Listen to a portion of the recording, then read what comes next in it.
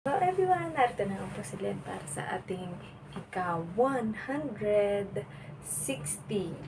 day na ating share and devotion video at malapit na po tayong mag 200 days na ating share and devotion video, diba? So bago po tayo magpasimula, huwag po natin kakalimutan ang manalangin sa ating Panginoon para sa mga pagpapala na ating nakakamit sa bawat araw. So let us all pray. Ama naming Diyos na makapangyarihan sa lahat, narito po kami, Panginoon. Una at higit, pinadakila at pinasasalamatan kayo, Panginoon. Salamat sa buhay, kalakasan at hininga, Panginoon, na patuloy niyo pinagkakaloob sa amin, Panginoon. Kaya mayroon kaming kakayahan, Panginoon, na matapos ang aming mga ginawa sa buong araw, Panginoon.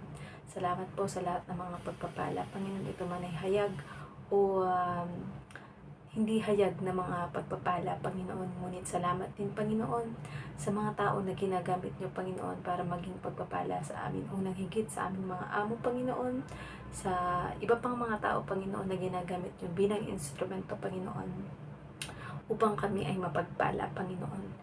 Kaya din, Panginoon, dadako na naman po kami muli sa pag-aaral at pagbubuli-buli ng inyong mga salita, Panginoon, na ito po ay dinedicate namin ang aming sarili, Panginoon, na lagi-lagi itong magawa para sa inyong kaluwalhatian, Panginoon. At dalangin po namin na ito ay magpatuloy, Panginoon, nang sa gayon, Panginoon, ay mas marami pa ang mabahaginan ng inyong mabuting balita, Panginoon. At dalangin po namin, Panginoon, na kayo ang ihipo sa puso, isip at espiritu ng bawat makakapakinig, Panginoon. Nang sa gayon, Panginoon, ay magrema sa kanila ang mga mensaheng ito, Panginoon. At para maunawaan din ng bawat isa na hindi ang relihiyon, Panginoon, ang makapagliligtas sa amin, kundi ang matibay na relasyon sa inyo, Panginoon. At kung kami ay nakakilala na, tumanggap sa inyong anak na si Jesus, Panginoon, ay marapat lamang na ibahagi namin ito sa iba, Panginoon. Bigyan niyo po ng tapang at lakas ng loob, Panginoon, ng bawat isa na maging tagapagpahayag ng inyong mga salita, Panginoon. Dahil sabi nga, with the overflowing of the heart, the mouth will speak about it, Panginoon. Kaya, Panginoon, patuloy at habang buhay kami magpapasalamat sa tinapos na gawa ng Panginoong Yesus na inyong anak, Panginoon, na pagtubos sa aming kasalanan, Panginoon, ang pagtitiis at pagsasakripisyo niya, Panginoon, para maligtas kami, Panginoon, kahit hindi man kami karapat-dapat, ngunit pinili niyo pa rin kami, Panginoon. Dalangin po namin na ikaw ang mapapurihan at madakila sa aming buhay, Panginoon. At salamat din sa banal na Espiritu, Panginoon, na siyang laging lumulukob sa amin at nagbibigay sa amin ng gabay, Panginoon, upang ang aming magagawa lamang ay ayon sa inyong kalooban, Panginoon. Ano pa man po ang mga secret petition ng bawat isa, Panginoon, ay alam namin, Panginoon, na hindi lingid sa inyo, Panginoon, sapagkat lagi namin kayong kasama, Panginoon, sa bawat araw at bawat oras o minuto o segundo ng aming buhay, Panginoon. Kaya ano pa man po ang aming mga nasa sa loob, Panginoon, ay kayo ang nakababatid, Panginoon. At kung ito ay pagkakaloob ninyo, Panginoon, ay alam namin ipagkakaloob ninyo. Muli, ikaw ang mataas at mapapurihan, Panginoon, at hindi kami, Panginoon, kami ay maging instrumento lamang at manatiling nagpapakumbaba at humble, Panginoon, upang hindi ang sariling karunungan o kakayahan namin ang maiangat, Panginoon, kundi tanging ang inyo lamang pong pagtuturo, ang inyo lamang pong gabay at inyong glory ang magningning sa amin. Muli, binabalik po namin na lahat ng papuri at pasasalamat sa tanging pangalan ng inyong bugtong na anak na si Jesus. Amen. So ito po yung nakasulat sa Lucas 20:34. Sumagot si Jesus, sa buhay na ito, ang mga lalaki at mga babae ay nag-aasawa. Message, at ito na nga daw ang sinabi ni Jesus. Sa buhay daw na ito ay nag-aasawa ang mga babae at lalaki. Application, tunay nga naman na sa mundo nating ito ay nag-aasawa ang mga tao. Pero ang ating Panginoong Yesus ay hindi nag-asawa noong naparito siya sa mundo. Dahil hindi iyon ang misyon niya, kundi ang iligtas tayong lahat sa kasalanan at para walang kahati ang Diyos Ama sa pagmamahal at atensyon ng kanyang bugtong na anak. Dahil ang tao kapag nagkaasawa o nagkapamilya na, ay nahahati o nakakalimutan ang Diyos. Sinasamba na at mas sobrang minamahal na una ang asawa o anak. Hindi naman madamot ang Diyos. Ayaw nga niya na malungkot tayo, kaya mula pa kay Adam ay nilikha si Eva para may makakasama siya at para magpakarami para punuin ang mundo na nilikha ng Diyos. Ngunit hindi lamang tayo nabuhay para mabuhay, kumain, uminom, mag-aral, magmahal, magpatawad, magtrabaho, mag-asawa at magkaanak, kundi ang makilala, tanggapin bilang Diyos at tagapagligtas si Jesus, pasalamatan sa lahat ng mayroon tayo, ibahagi din natin sa iba ang kaligtasan, pag-ibig, pagpapatawad at walang patakaran o kondisyon na pagtanggap sa atin ng Diyos kahit na tayo'y makasalanan pa. So, purihin ang pagkabasa ng salita ng Diyos, diba? So, totoo naman, diba, kung ating mapupuna, ayan, ang mga alagad din ng ating Panginoong Yesus ay hindi rin mga nag-asawa. So, yan nga yung paniniwala ng mga Romano Katoliko na pag mga naging pari ka o pinili mong maging madre ay hindi ka pwedeng mag-asawa dahil kumbaga ay kagaya ng ginawa ng ating Panginoong Yesus at ng kanyang mga disipulo na hindi ito mga nag-asawa, di ba? Dahil nga mahahati ang kanilang atensyon o pagmamahal at hindi magiging focus ay sa ating Diyos lamang at sa ating Panginoong Yesus.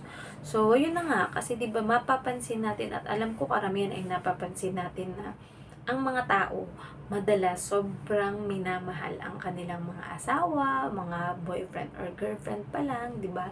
Lalong higit pag nagkaroon ng anak. At sa mga lolo at lola naman, mas minamahal naman yung mga apo, diba? So, hindi naman masasabi natin na madamot ang ating Panginoong Diyos. Kumbaga, yan nga yung talagang nais niya, di ba? Kaya nga sabi ng ating Panginoong Yesus, ako'y babalik na sa kaharian ng Diyos at sa Ama at kayo ay gagawa ng mas higit na mga bagay kaysa sa akin, di ba? So, ang ating Panginoong Yesus nun, kinakailangan niyang maglakbay ng ilang araw para makapunta sa mga lugar na kanyang tuturuan o paghihimalaan, di ba? Pero tayo naman dahil sa makabagong teknolohiya, ayan, pwede na yung kagaya ng ginagawa natin basta may internet ka, meron kang gamit-gamit na cellphone or computer, ay pwede kang mag-live or pwede kang gumawa ng video na kagaya ng ginagawa natin para magpahayag ng salita ng Diyos, diba? So, sa buhay kasi natin to, hindi lang tayo na, pag tinanong mo kasi isang tao, bakit ka nabubuhay, diba? Sabi, para magtrabaho, mag-aral, diba? Kumain, uminom, matulog, tapos kinabukasan ulit, cycle, ganun na naman ulit yung gagawin niya, diba? Parang paulit-ulit lang yung ginagawa natin. Pero sabi nga, lagyan natin ng twist yung buhay natin, diba? Why not na ang gawin natin is sa bawat araw ng ating buhay, ayan, hanggat binibigyan pa tayo ng Diyos ng hininga at lakas, is maglalaan tayo ng oras para magbulay-bulay, magbasa, makinig ng mga preaching mula sa mga talagang anointed preacher, di ba? Na kung saan ay dun ka matututo ng mas malalim or mas magiging matibay ang iyong pananalig at pananampalataya sa ating Panginoon Diyos. Minsan mapapasabi ka na, ay, yun pala yun, kaya pala ganun, di ba? So, from dati na ang alam mo lang ay tungkol sa pangalan ng ating Diyos at tungkol sa ating Panginoong Yesus, yung alam mo lang na iniligtas ka, di ba, napako sa krus, namatay, inilibing, nabuhay muli, ganun lang. Pero kumbaga, pag iyong binemeditate ang word ni God, mas lalo pang dumadami yung kaalaman mo, di ba? So, kung sinimulan mo siya sa Old Testament, mula Genesis, di ba? Makikita mo yung naging flow kung bakit ganun yung nangyari sa New Testament, diba? Na talagang kung pag-uugnay-ugnayin mo ay talagang makikita na tinutukoy na agad na nandoon ang ating Panginoong Yesus. Dahil sabi nga, diba, pag binasa nyo yung John 1:1, in the beginning was the Word. So, nagsimula sa salita, diba? Nung nilikha ng ating Panginoong Diyos, ang mundo ay wala pa itong hugis, wala pa itong kulay, talagang puro dilim. So, balit ng unang sinabi ng ating Diyos na magkaroon ng liwanag, para yun yung magsisilbing araw, diba, or daytime, tapos yung dilim naman is gabi.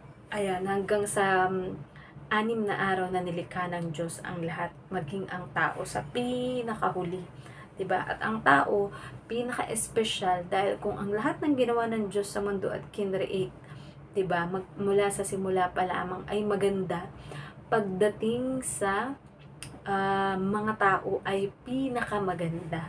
Dahil ang tao ang may kakayahan na makisama, makapag-communicate sa kanyang kapwa sa pamamagitan ng mga five senses na ibinigay sa atin ng ating Panginoong Diyos, di ba? Ang sense of seeing, sense of hearing, sense of speaking, sense of touch, and maging sa ating isip ang ating imagination, di ba?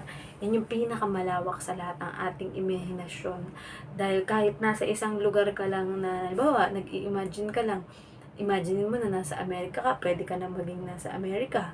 Imagine mo na kahit mahirap ka, marami kang pera o mayaman ka, di ba? So, napakalawak ng kaya nating ma-imagine, di ba? Pero lalong higit, lagyan natin ng ating kaisipan at ating puso at espiritu ng mga salita ng Diyos. I-meditate natin to kung kaya nating ma-memorize ito nang sa gayon ay may panlaban tayo kung sakaling tayo ay humarap man sa mga pagsubok ng buhay. Mas maganda yung meron kang pinapanghawakan na mga verses sa buhay natin like Philippians 4:13, I can do all things through Christ who strengthens me.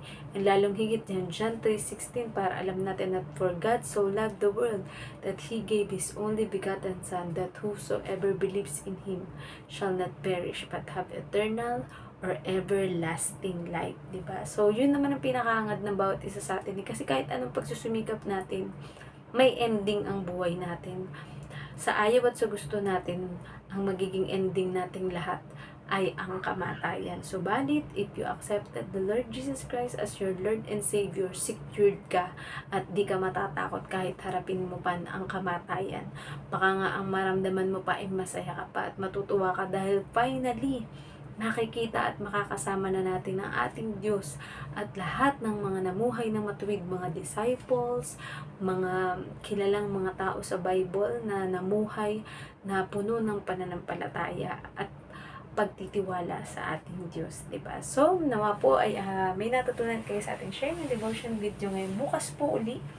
Bukas is Saturday, meron na tayong Saturday service sa Alive in Christ Hong Kong. And then sa linggo, ayan, nandyan po tayo sa Alive in Christ Hong Kong sa Wan Chai sa Sunday. Ayan. At nagbalik na rin ang ating mga pastor na nag-mission at nag-church planting sa Pilipinas. So, bago po ang lahat at sa ating pagtatapos, tayo po ay mag-closing prayer. Ama namin Diyos na makapangyarihan sa lahat, maraming salamat po Panginoon sa inyong mga salita na amin na namang napag-aralan ngayon. Tunay nga Panginoon na sa lahat ng pagsusumikap namin dito sa mundo, Panginoon, ang magiging wakas ng lahat ay kamatayan, Panginoon. Subalit hindi matatakot ang mga nagtiwala at kinilala ang inyong anak na si Jesus bilang Diyos at tagapagligtas, Panginoon, at nanatiling matibay sa pananalig at pagtitiwala sa inyo, Panginoon, sapagkat ang pinaka-aasam ng bawat isa, Panginoon, ay makasama kayo sa inyong kaharian, Panginoon. Ngunit lalong higit, Panginoon, ibigay niyo po sa amin at ipaunawa, Panginoon, ang purpose ng buhay namin, Panginoon, na hindi lamang kami nabubuhay, Panginoon, para kumain, uminom, Panginoon, at mag-achieve ng mga bagay, Panginoon. Bagkus, Panginoon, ay mas marami, Panginoon, ang maakay, maipakilala, Panginoon, at maipaunawa, Panginoon, na walang ibang daan patungo sa inyong kaharian, kundi sa pamamagitan ng inyong anak na si Jesus, Panginoon. Tulungan niyo po kaming mas dumalim pa, Panginoon, mas mag-mature pa, Panginoon, sa aming pananampalataya at matibay na relasyon sa inyo, Panginoon. Nang sa gayon, Panginoon, ay magkaroon kami ng tapang upang maibahagi ito sa iba, Panginoon, sa aming mga kakilala, sa aming mga mahal sa buhay, Panginoon, na ayaw namin mapahamak at magdanas ng walang hanggang parusa at kapahamakan, Panginoon, sa impyerno kasama ni Satanas at ng kanyang mga kampon, Panginoon. Habang naririto pa kami sa mundo, Panginoon, ay mas lalong dapat kaming maging eager, Panginoon, na ibahagi ito, Panginoon, sapagkat kapag natapos na ang buhay namin dito ay hindi na pwedeng lumipat ang nasa walang hanggang paghihirap sa inyong kaharian, Panginoon. Kaya dalangin po namin, Panginoon, na palalakasin niyo ang bawat isa sa amin, Panginoon, nang sa gayon na hindi kami matatakot, Panginoon, na ibahagi ito kahit kanino, Panginoon, lalong higit sa mga mahal namin sa buhay na ayaw naming mapunta, Panginoon, sa hindi tamang daan at na piliin ang mahirap na daan patungo sa inyong kaharian, Panginoon, ngunit sulit naman kapag naroroon na kami, Panginoon. Kaya muli, Panginoon, ikaw ang mapapurihan at maitaas sa aming buhay, Panginoon.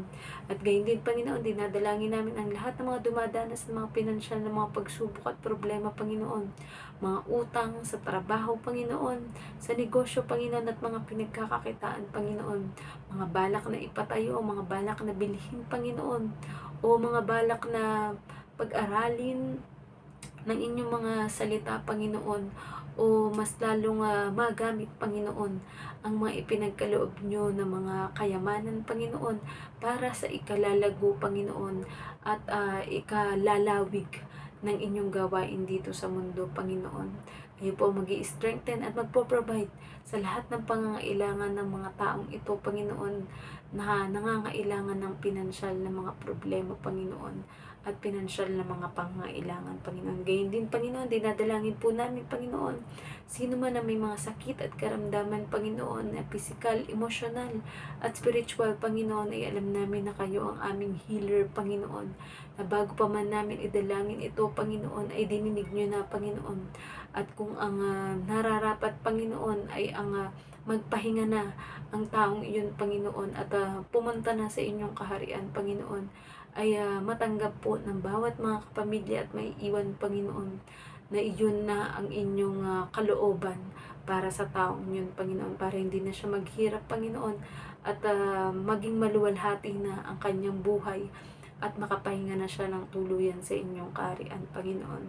Ngayon din, Panginoon, na ang aming pakikisalamuha sa aming kapwa socially, Panginoon, ay nawa ay laging maayos po, Panginoon.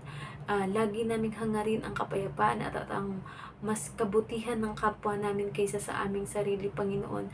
Ano mga selfishness, Panginoon, mga galit, inggitan, Panginoon, sama ng loob, Panginoon, at lahat ng mga negative emotion, Panginoon, ay binawasak namin at tinatapakan, Panginoon, sapagkat ito'y ini-implant ng demonyo o ni Satanas sa amin, Panginoon, upang mawala ang tiwala namin sa inyo at pananalig, Panginoon. Subalit hindi siya magwawagi, Panginoon, sapagkat matagal na siyang talunan 2,000 years ago sa krus, na kung saan ay naipako ang Panginoong Yesus, at pagkatapos ng 3 araw siya ay muling nabuhay, Panginoon, na ibig sabihin kami ay victorious na, Panginoon, hindi lamang matanggap ni Satanas na siya ay matagal ng talunan, kundi mas naghahasik pa rin siya ng kasamaan at mas marami ang mapapunta sa kanyang kaharian sa impyerno, Panginoon, sa pamamagitan ng mga taong binubulag niya, ginagawa niyang bingi, Panginoon, at ayaw niya na matuto o mabasa at mapag-aralan ng inyong mabuting balita, ang Biblia, Panginoon.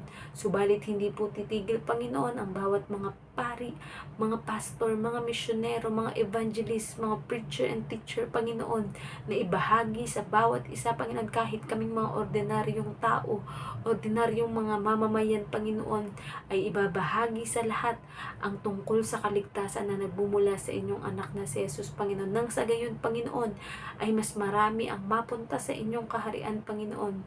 Aagawin namin sila sa kamay ni Satanas, Panginoon, sa pamamagitan ng inyong mabanal na dugo, Panginoon, sa inyong banal na mga salita, Panginoon, at sa banal na espiritu na nasa bawat isa sa amin, Panginoon. Tunay na mas na magwawagi, Panginoon, ang kabutihan kaysa sa kasamaan, Panginoon. Kaya we pray, Lord God, na mas marami kayong hipuin ng mga tao, Panginoon, upang ang lahat ng mga mahal sa buhay o makikilala nila, Panginoon, ay bahagi na nila ng inyong mabuting balita, Panginoon. Kayo po ang magpo-provide physically at pag-iingat sa lahat ng mga tao, Panginoon, na pumupunta sa iba't ibang bahagi ng mundo, Panginoon, kahit sa mga hindi pa naaabot ng ibang lugar, Panginoon, mga remote area, Panginoon, sa mga kabundukan, sa mga karagatan o mga isla, Panginoon, at kahit sa kasulok-sulukan ng mundo, Panginoon, ay aabutin at maaabot ninyo, Panginoon. dahil may mga gagamitin kayo na paraan at mga tao upang mabahaginan sila ng mabuting balita, Panginoon. At muli, Panginoon, ang mga bansa, Panginoon, pinagpe-pray po namin, Panginoon, ang pagkakaisa, Panginoon, pagmamahalan at kapayapaan ang mangibabaw sa bawat isa, mula sa pinakamataas na presidente o namumuno ng isang bansa, Panginoon, hanggang sa pinakamababa sa mga ordinaryong mamamayan, Panginoon, lalong higit ang mga pamilya, Panginoon. You will strengthen each family, Panginoon. Nang sa gayon, Panginoon, ang bawat family, Panginoon, ay mag-discipleship ng bawat isa, Panginoon. Sundin ang Great Commission, Panginoon, to go therefore and make disciple of all nations, Panginoon. Nang sa gayon, Panginoon, ay mas marami ang maligtas, Panginoon, at mas marami ang mapunta sa inyong kaharian kaysa sa kaharian ng kasamaan at ni Satanas, Panginoon. Tunay na hindi sila magwawagi, Panginoon, sapagkat kayo ang pinakamakapangyarihan sa lahat. And with your name, Panginoon, every knee shall bow, every tongue will confess that you are Lord of Lords, Panginoon. Kaya ano pa man po, Panginoon, ang mga dinadalangin ng bawat isa, Panginoon, hindi man ito masabi ng bibig, Panginoon, maaaring ito iniluluha lamang, Panginoon, o ipinagdarasal sa inyo ng matahimik sa kanilang mga isip, Panginoon. Ngunit kayo po ang nakababatid, Panginoon, at hindi nyo hayaan, Panginoon, na mapahamak at hindi mapabuti ang inyong mga anak, Panginoon. Lalong higit kami, Panginoon, na mga tumanggap at naglilingkod sa inyo ng aming buong puso, buong isip, buong lakas at buong kaluluwa, Panginoon. Kaya muli, sa iyo lamang po ang lahat ng papuri at pasasalamat sa matamis na pangalan ng bugtong na anak na si Jesus. Amen. Good night po sa ating lahat and God bless. Bye-bye.